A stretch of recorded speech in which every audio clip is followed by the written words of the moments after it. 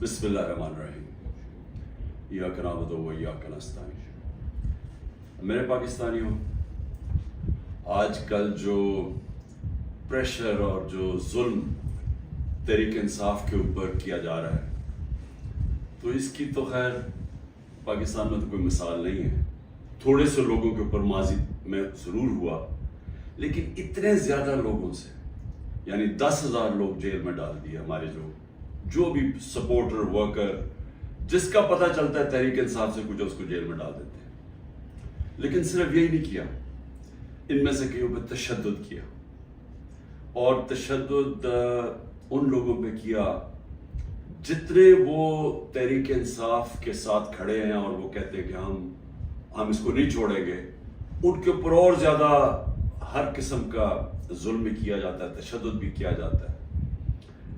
मैंने वीडियोस देखी हैं एजाज चौधरी की, डॉक्टर यास्मीन राशिद, शहरियार अफरीदी, उमर चीमा, मियां महमूद रशीद।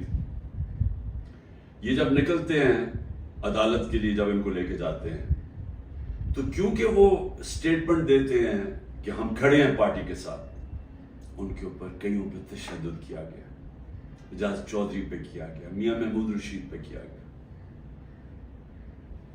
और फिर हमारे सारी या लीडरशिप जेल में है और या लोग छुपे हुए हैं, और खास तौर पे जो कि टिकट होल्डर्स हैं।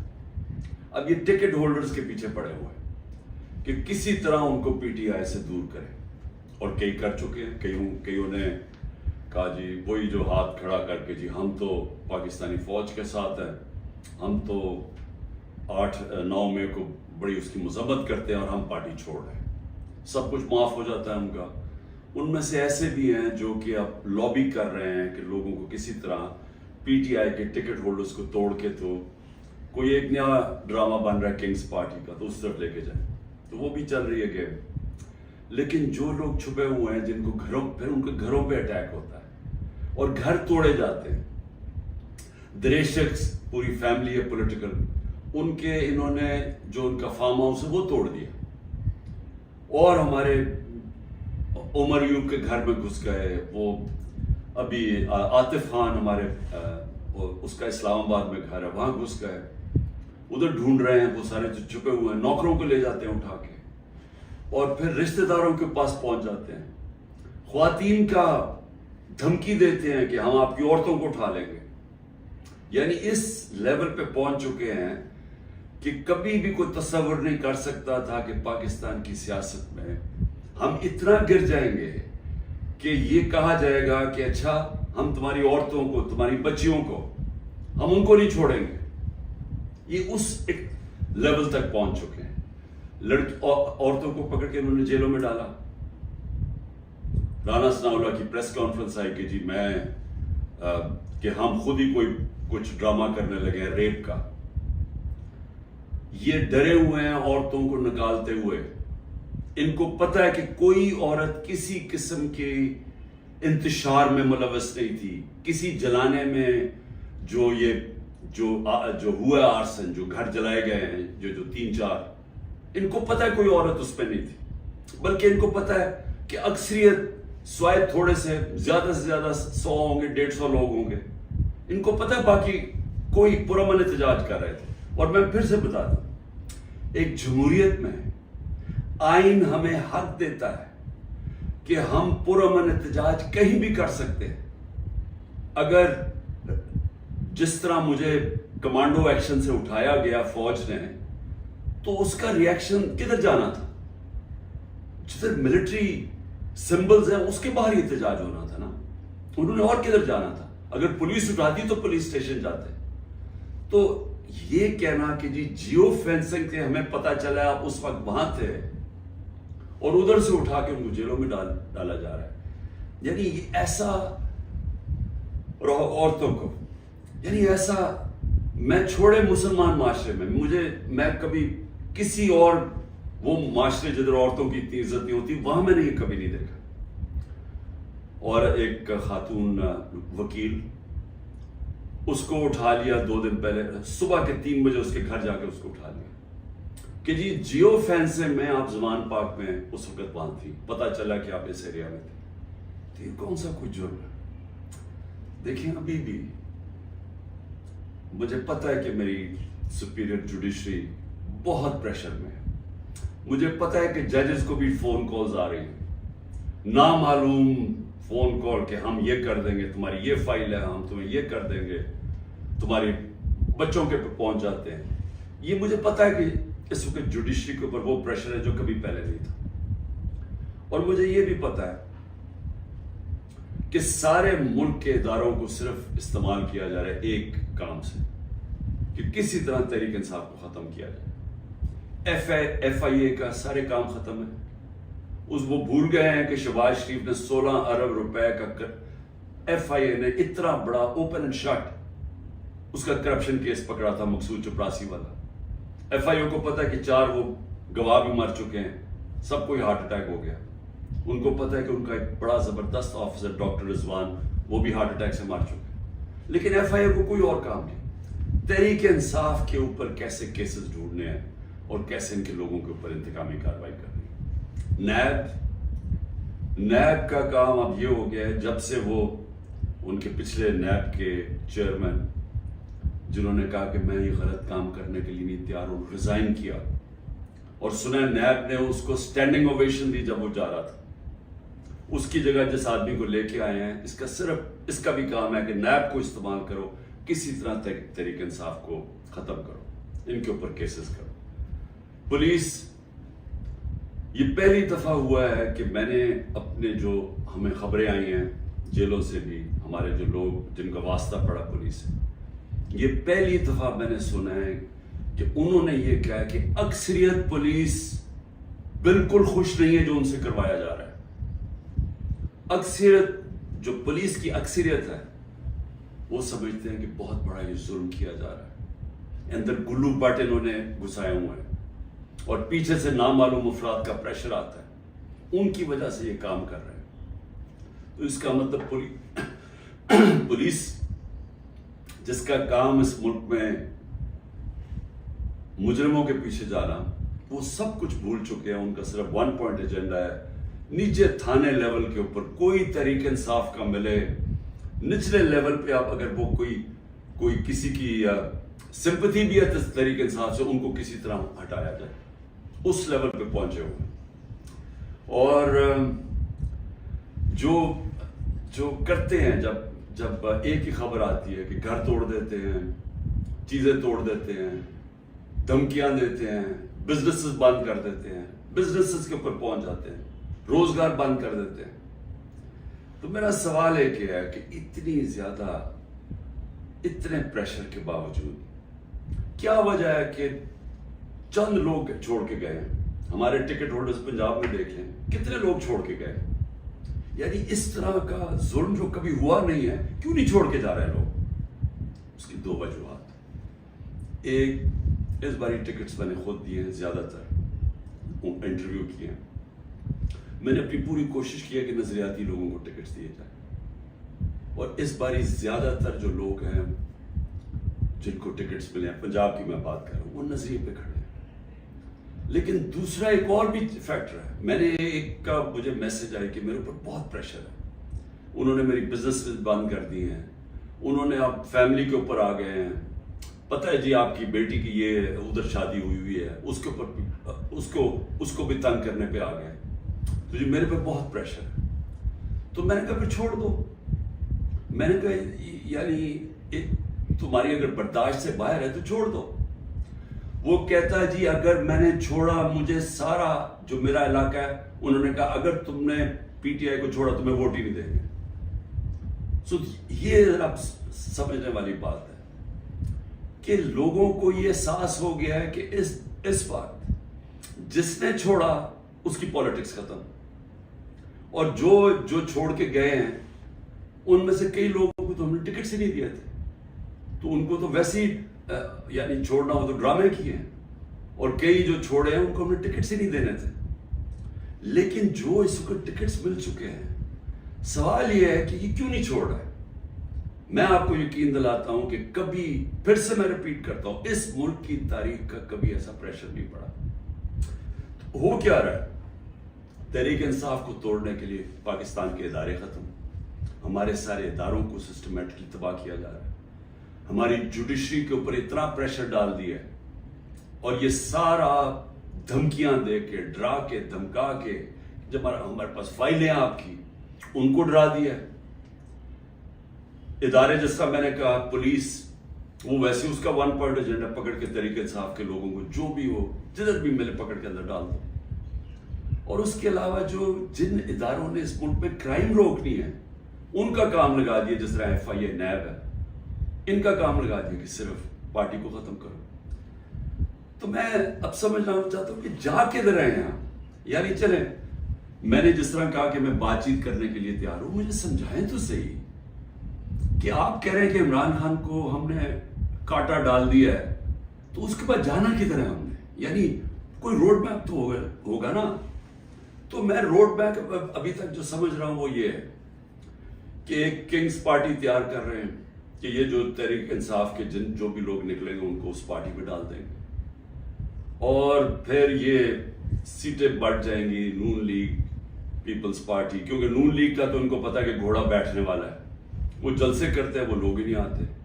پبلک کی ان کو سمجھ آ گئی ہے کہ پبلک نون لیگ, کیونکہ نون لیگ جڑی ہوئی ہے یہ سارے ظلم کے ساتھ, وہ ان کو نقصان, ایک تو اس کا نقصان ہو رہا ہے, دوسرا معاشی طور پہ بیٹھ کے ملک جو روپیہ ہے جو جس طرح ہر روز روپیہ گر رہا ہے تو ملک تباہی کی طرف جا رہا ہے. جو مہنگائی بڑھتی جا رہی ہے تو مہنگائی تو ہر اب انسان کو گھر میں افیکٹ کر رہی ہے, مڈل کلاس کو, ہر تنخواہ دار کو افیکٹ کر رہی ہے مہنگائی. تو ان کو تو پتہ ہے کہ انہوں نے نہ نون لیگ نے کوئی سارے ملک میں گورنمنٹ بنانی ہے تو نہ بنانی ہے پیپلز پارٹی نے, چھوٹی پارٹیز رہ گئی. تو انہوں نے ایک کنگز پارٹی کا مل ملا کے کوئی ایک یہ لوگوں کا اکٹھا کر کے کولیشن سی بنانی ہے. میرا سوال یہ ہے کہ کیا اس طرح کی کولیشن پاکستان کو اس مشکل وقت سے نکال سکتی ہے؟ میں جب سے گورنمنٹ سے نکلا ہوں میں ایک بات کہہ رہا ہوں کہ جب تک ہمارے ملک میں ایک مضبوط گورنمنٹ, اور مضبوط گورنمنٹ کیا ہوتی ہے, یہ نہیں کہ اسٹیبلشمنٹ اس کے پیچھے کھڑی ہے, یہ مضبوط گورنمنٹ نہیں ہوتی. مضبوط گورنمنٹ وہ ہوتی ہے جس کے پیچھے عوام کھڑی ہوتی ہے, جو عوام جس کے اوپر اعتماد کرتی ہے. یہ لوگوں کو اکٹھا کر کے اور اسٹیبلشمنٹ پیچھے کھڑی ہو جائے اور کسی کا خیال ہے کہ جو آج پاکستان کو مسئلے مسائل آ گئے ہم اس میں سے نکل جائیں گے, کوئی اس خوش فہمی میں نہ رہے, کیونکہ یہ صرف ایک پبلک مینڈیٹ سے جو گورنمنٹ آئے گی وہ بڑے فیصلے کرے گی, وہ اس ملک میں اصلاحات کرے گی, وہ اس ملک میں قانون کی حکمرانی قائم کرے گی. اس کے بغیر پاکستان سروائیو ہی نہیں کرتا. یہ میرے سے سن لیں, یہ ملک بچے گا ہی نہیں اگر ہم نے اس ملک میں رول آف لا, قانون کی حکمرانی نہ قائم کی. یہ جو جنگل کا قانون ہے یہ ملک کو تباہ کر رہا ہے. کوئی اس وقت لوگوں کی امید ختم ہو گئی ہے پاکستان سے, لوگ چھوڑ کے جا رہے ہیں. جو پروفیشنلز ہیں, جو سب سے بڑا اثاثہ ہے ملک کا, جو آپ کے پڑھے لکھے لوگ ہیں, جو کہ اسپیشلسٹ ہیں, جس طرح میں نے آپ کو کہا 10% شوکت خانم کے کنسلٹنٹ چھوڑ کے جا رہے ہیں. 10% مشکل سے ملتا ہے کینسر کے اسپیشلسٹ. ان کو پتا وہ دنیا میں کہیں بھی چلے جائیں ان کے 2 یا 3 گنا زیادہ سیلری مل جائے گی ان کو باہر, کیونکہ ڈیمانڈ ہے دنیا میں. تو اس طرح ہر پروفیشنل جس کی دنیا میں ڈیمانڈ ہے وہ سوچ رہا ہے چھوڑ کے جانے کا, کیونکہ اس کو امید ہی نہیں نظر آ رہی. لوگ مشکل وقت برداشت کر لیتے ہیں اگر آگے ان کو امید ہو. لوگ مشکل وقت برداشت کر رہے تھے, کرونا کے بعد ایک مشکل وقت آیا ہوا تھا, لیکن لوگوں کو نظر آ رہا تھا کہ ٹھیک ہے حالات بہتر ہو رہے ہیں, معیشت اوپر جا رہی ہے, ادارے فنکشن کرنے شروع کر دیے ہیں, کوئی انٹرفیرنس نہیں ہے. عمران خان نے کبھی کسی جوڈیشری کے اندر انٹرفیئر نہیں کیا, نیب کو اس نے نہیں کہا کہ فلانے آدمی کے اوپر کاروائی کرو, کسی ایف آئی اے کو. میرا جو میں نے ثناء اللہ ہے وہ آئی جی, میرے خیال میں ابھی پتہ نہیں کدھر پوسٹڈ ہیں, آئی جی تھے. ایک دفعہ کہو کہ میں نے کبھی کسی کے خلاف انتقامی کاروائی کا کہا. ہمارے سارے 95% کیسز پرانے تھے, یہ بولتے ہیں نون لیگ والے کہ جی اب ہم نے بھی بڑا سفر کیا ہے، اب آپ کریں. آپ کے 95% آپ کے اپنے دور میں بنائے گئے تھے کیسز. اسحاق ڈار آپ کے دور میں بھاگا تھا، نواز شریف کے بیٹے آپ کے دور میں بھاگے تھے. نواز شریف کی کنوکشن پینما میں آپ کے دور میں ہوئی تھی، مریم کی اور نواز شریف کی. تو یہ ہمیں نہ کہیں، یہ سارے کیسز پرانے آ رہے تھے. آپ میرے سے این آر او مانگ رہے تھے، آپ میرے سے یہ کہہ رہے تھے کہ ہم نے چوری کیا، ہم کوئی خاص مخلوق ہے الگ، ہمیں معاف کر دیں. ہم نے صرف ہمارے دور میں شہباز شریف کے کیس بنا تھا، مقصود چپڑاسی والا 16 ارب اور 8 ارب جو اس نے منی لانڈرنگ کی تھی کہ باہر سے پاپڑ والا اور ان کے نام پہ اور چینی والا کے نام پہ انہوں نے فراڈنٹ پیسے بلوائے تھے. اس کے علاوہ ہمارے کوئی کیس نہیں تھے، ہم آن گوئنگ کیسز تھے. اور ہم نے کبھی کسی سے ظلم نہیں کیا، ہم نے کبھی عورتوں کو نہیں اٹھایا، ہم نے کبھی گھروں کے اندر نہیں گھس کے دروازے توڑ کے اور ساری گھر تباہ کیا. ہم نے کبھی لوگوں کو، کارکنوں کو اس طرح کے جیلوں میں نہیں ڈالا، کسی پر تشدد نہیں کیا. پوچھیں کسی سے، ایک آدمی بتایا کہ ہم نے تشدد کیا. مریم نے جا کے اٹیک کر دیا نیب آفس کو، پتھر مارے انہوں نے. بتائیں کتنے لوگوں کو اپنے اینٹی ٹیررزم کوڈ پہ پڑھا. یہ کیا مریم کے اوپر کوئی کیس ہوئے؟ تو یہ ہمیں نہ کہو کہ جناب آپ کے اوپر یہ گزری. یہ کبھی کسی پارٹی کی تاریخ میں پاکستان میں نہیں گزری. یہ پارٹی کو کبھی ختم کرنے کی کوشش ہے، جو پوری طرح سارے اسٹیٹ کے ادارے لگے ہوئے ہیں اس پارٹی کو ختم کرنے کے لیے. لیکن پارٹی ایسے ختم نہیں ہوتی، کیونکہ پارٹی لوگوں کے دلوں میں چلی جاتی ہے، اس کا آپ کچھ کر ہی نہیں سکتے. جو مرضی آپ کریں گے، لوگوں کے جب فیصلہ کر لیتی ہے عوام، تو یہ جو ٹکٹ ہولڈرز ہیں ہمارے سارے، ان سے پوچھیں، جب ان سے انٹرویو کریں، جب آپ ان کو تنگ کر رہے ہیں تو پوچھیں تو صحیح کہ اتنا آپ کے اوپر پریشر ہے، کیوں نہیں چھوڑ رہے. ان میں سے کہیں گے کہ ہم نظریاتی طور پہ اس کے ساتھ ہیں، ہم کسی اور پارٹی پہ نہیں جائیں گے. ساتھ یہ بھی آپ کو کہیں گے کہ ہمیں کوئی ہمارے حلقے میں ووٹ نہیں ڈالے گا، ہماری سیاست ختم ہو جائے گی. ابھی جو پہلے ہوا تھا 16 جولائی کو جو بائی الیکشنز ہوئے تھے، وہ لوٹے سب اڑ گئے تھے، لوگوں نے ان کے خلاف ووٹ دی تھی. اور اب اس سے بھی زیادہ برے حالات ہیں، کیونکہ لوگوں کو غصہ ہے جو ہو رہا ہے. اس وقت عوام غصے میں ہے، لیکن گھبرائی ہوئی ہے، کیونکہ کبھی اس طرح کا کریک ڈاؤن دیکھا ہی نہیں ہے. تو میرا آخر میں اپنی عوام کو پیغام ہے، کیونکہ مجھے پتہ ہے بڑا مشکل ہے، اور آپ گھبرائے ہوئے ہیں، آپ میں خوف پیدا کیا گیا. یہ جو باہر نکل کے کوئی تحریک انصاف کا نام سنتا اس کو جیل میں ڈال دیتے. لیکن میری آپ اپنی قوم سے یہ کہ دیکھیں، میں آپ کے سامنے بیٹھا ہوں، اگر کسی کو سب سے زیادہ خطرہ ہے وہ مجھے خطرہ ہے، جان کو تو میری خطرہ ہے. انہوں نے یہ کیا، دو میرے اوپر اٹیک، قتل کرنے کے واردات ہو چکی ہیں. مجھے پوری طرح پتا ہے کہ ایک دفعہ یہ اور کریں گے، کیونکہ ان کو ڈر یہ ہے کہ جیل میں بھی عمران خان بڑا مشکل رہے گا ان کے لیے، تو ایک اور حملہ ہوگا. میں تیار ہوں. انہوں نے میری جو کرنل عاصم میری سیکیورٹی کے ہیڈ تھے اس کو اغوا کر لیا، وہ غائب ہو گیا. جس نے میری سیکیورٹی کا دھیان رکھ رہے تھے وہ 3-4 دن سے وہ غائب ہے، اس کو بھی اٹھا لیا. جو گاڑیاں تھی میری سیکیورٹی کی، وہ گاڑیوں کو انہوں نے اندر امپاؤنڈ کر دیا، اور ان سے پوچھے عدالت تو کہتی جو ہمیں پتہ ہی نہیں کدھر گئی. تو سب سے زیادہ تو خطرہ مجھے ہے. کیا آپ کو لگ رہا ہے کہ میں پیچھے ہٹوں گا؟ میں کیوں نہیں پیچھے ہٹوں گا؟ کیونکہ میرے سامنے 2 راستے ہیں. ایک ہے یہ خوف کی فضا بنا کے ہمیں غلام بنا رہے ہیں، صرف مقصد یہ ہے کہ ہم بھیڑ بکریوں کی طرح یہ طاقت کی حکمرانی مان لیں. یہ سب نے کیا ہے. یہ فرعون یہ کرتا تھا، خوف اتنا پھیلا کے لوگوں کو غلام بنایا ہوا تھا. یہ یزید نے کیا تھا، کوفہ کے لوگوں کے اوپر اتنا اس کا خوف تھا اس کے ظلم کا کہ انہوں نے حضرت امام حسین کی مدد نہیں کی. اسلام کا سب سے بڑا جو تکلیف تھے ہر مسلمان کے لیے وہ ثانیہ ہونے دیا. ہر دنیا کی تاریخ کا یزید یا ڈکٹیٹر وہ ہمیشہ خوف کے ذریعے لوگوں کو کنٹرول کرتا ہے، انسانوں کو کنٹرول کرتا ہے. اور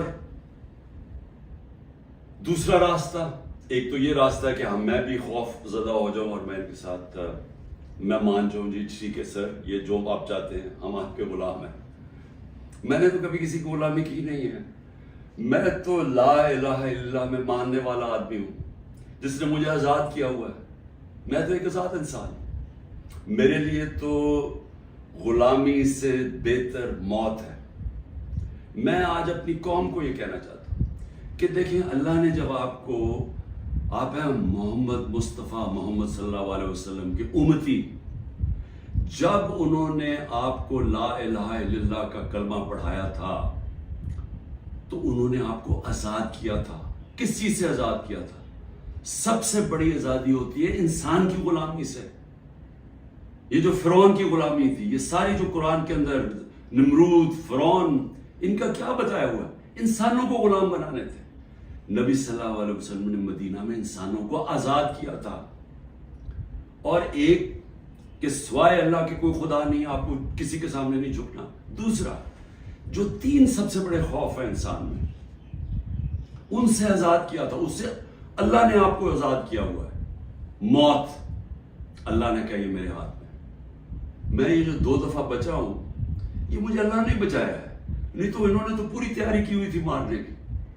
یہ میں آپ کے سامنے ہوں اور میں جب گھر سے نکلتا ہوں مجھے نہیں پتا کہ اللہ نے کیا فیصلہ کیا ہوا کہ ان کے ہاتھ میں اس نے میری جان لینی ہے نہیں, لیکن میں تیار ہوں اس کے لیے, کیونکہ اس کا وعدہ ہے قرآن میں کہ جب اس نے فیصلہ کر لیا وہ پھر چاہے آپ بھاگ نہیں سکتے موت سے.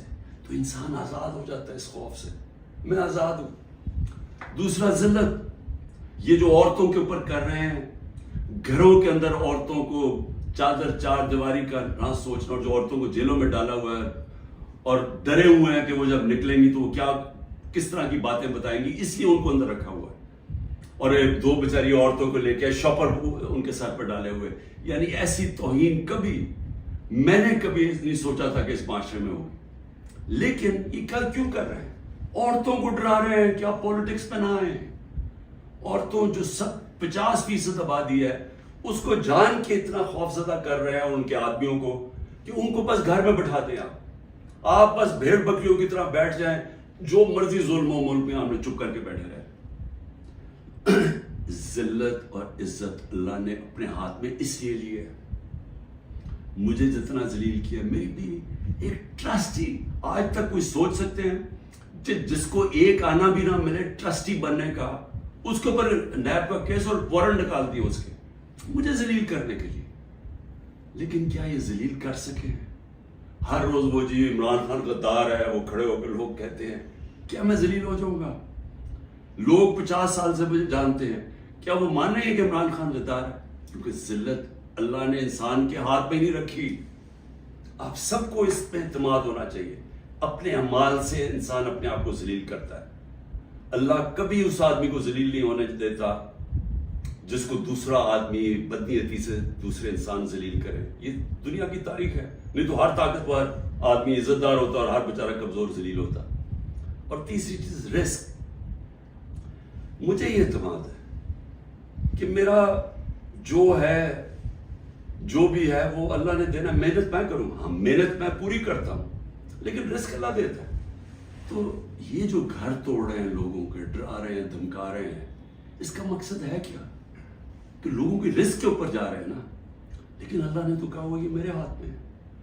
تو یہ جب آپ کو ان 3 چیزوں کے اوپر ایمان ہو جائے گا کہ قرآن میں واضح لکھا ہوا ہے, یہ آپ کو آزاد کر دینے کے خوف سے.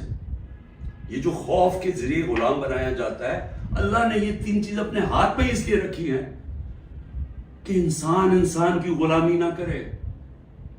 کیونکہ آزادی کو سب سے زیادہ اہمیت ہے.